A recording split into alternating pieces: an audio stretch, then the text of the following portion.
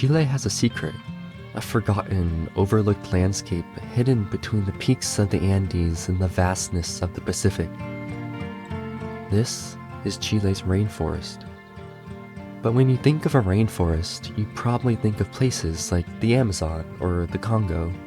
But these are tropical rainforests, whereas the rainforest here in Chile is a temperate rainforest. The rainforest is called the Valdivian temperate rainforest, and it is one of the most fascinating regions on the planet. But it is a place that makes you question, how did this happen? A land with such biodiversity and richness of life, where trees live up to 5,000 years and some species are more closely related to those of New Zealand and Australia than those of the Americas.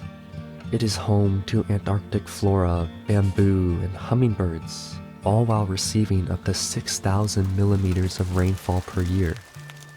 To understand this place, we have to go back in time, 420 million years to the supercontinent of Gondwana, 14,000 years to the arrival of indigenous peoples, 500 years to European colonization, and today, where the existence of this rainforest is threatened.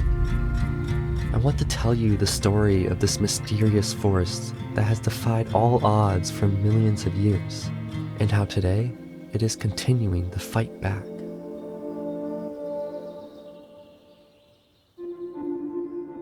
The landscape stretches through southern Chile and parts of Argentina, covering 240,000 square kilometers.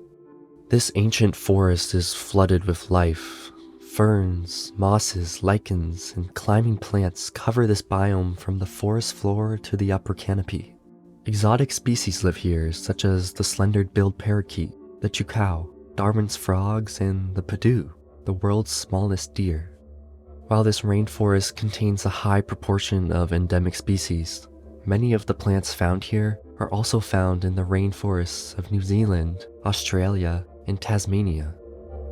But to understand this forest, how it survived ice ages, shares species with a land thousands of kilometers away, and became home to trees that lived for thousands of years, we have to go back in time, roughly 200 million years, where the world looked like this.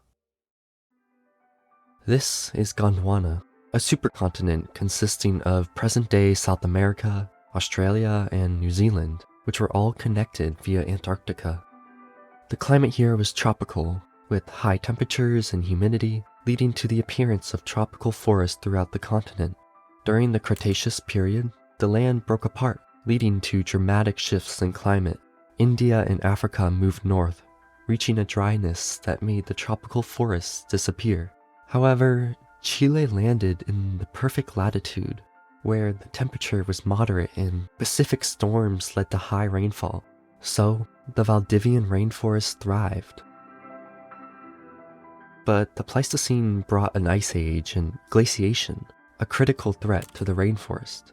But the forest was protected by the Andes Mountains to the east, the Mediterranean climate zone to the north, and the Pacific Ocean to the south and west. The rainforest existed on a biogeographic island, saving it from glacial destruction. Despite all odds, this rainforest survived hundreds of millions of years, but humans are changing the story. The year is 7000 BCE, some 5,000 years after the first arrival of peoples to Patagonia. The Tehuelche people lived a nomadic, hunter-gatherer life, traveling with the seasons and the guanaco herds. They learned the land, its challenges, and became the first explorers of Patagonia. In 1519, Portuguese explorer Ferdinand Magellan set sail to explore the world, and by the following year, he completed the first full exploration of the Atlantic coast of Patagonia. Aboard this journey was Antonio Pigafetta, who noted the presence of the Tehuelche people. There were giants, he said, standing between 9 and 12 feet tall. They called the region Patagonia after the name of a savage creature in one of Magellan's favorite tales. From this moment on, the destructive conquest of the region began. It is a story all too familiar. Disease, conflict, forced labor, and cultural assimilation spread throughout the region. By 1552, Spanish conquistador Pedro de Valdivia began his conquest of modern-day Chile by founding the present-day city of Valdivia. He was excited for this new expedition after his failures in Peru.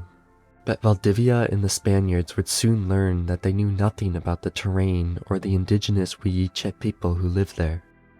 So his campaign began with victories in the Battle of Mapoco and the Battle of Chilox. These resounding victories left Valdivia with confidence. This will be easy, he thought. He couldn't have been more wrong. Conflicts continued, and by 1553, Valdivia was captured and killed. Despite his death, conflict continued and the Huilliche resisted occupation. The Huilliche and Mapuche people fought alongside each other against the Spanish. Every advance by the Spanish was met with ambushes, raids, and scorched earth tactics. The dense Valdivian rainforest, wet, tangled, and impenetrable to cavalry, became an ally to the indigenous resistance. Spanish horses sank in the mud, muskets misfired in the rain. The forest swallowed entire expeditions whole. Everything changed in 1598 at the Battle of Curalaba, where Mapuche fighters killed the Spanish governor Martín García Oñez de Loyola, triggering a massive uprising. Indigenous forces swept through the south, destroying or forcing the abandonment of every Spanish settlement in the region. The indigenous people resisted the conquest of the land we now know as the Valdivian Rainforest, and it remained protected for centuries until the colonization of Chile. But this brief history shows us that the land is worth fighting for. And despite all of its natural beauty, maybe it's better to keep hidden. It is the early morning, and you walk into the cold, rainy jungle. You are looking for ingredients. Along the way, you see calafate berries. These will make a delicious tart. You keep walking and collect more ingredients. Bark from a tineo tree to make tea. Mushrooms, exotic fruits, and tiny wild tomatoes called currant tomatoes. This is the life of Pasquale Alba, who runs a restaurant with his son and daughter-in-law, which uses ingredients sourced entirely from their land in the Valdivian rainforest. The incredible biodiversity here is unlike any place on Earth.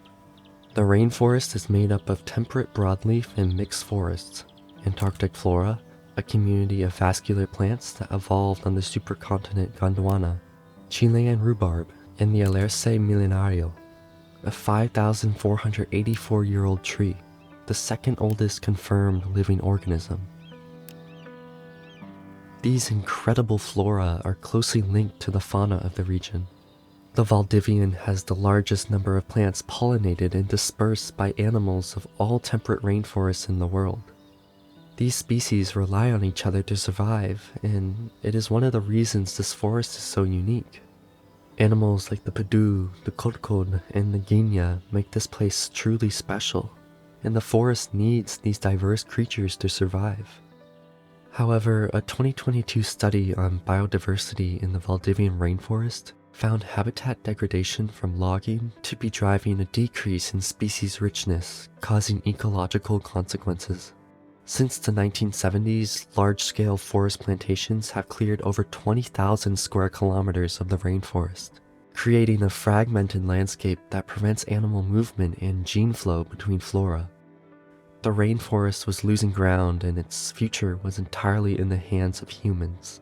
But everything changed in 2003 when an industrial logging company went bankrupt.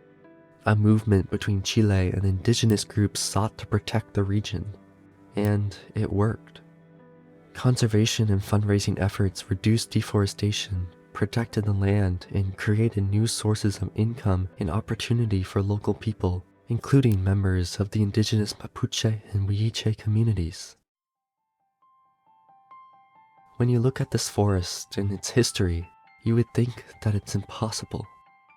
It has survived continental shifts, glacial periods, European conquest, colonization, and industrial deforestation.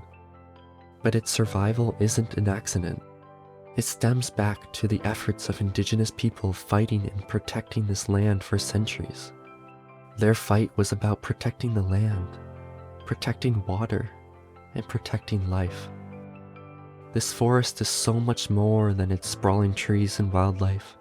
At its heart are the people who care for this unique ecosystem and depend on it for their health and livelihoods.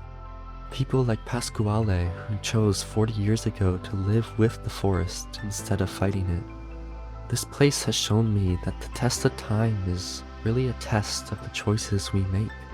And now, more than ever, we each have a role to play, so that these forests, which feel like miracles, feel impossible, remain real for generations to come.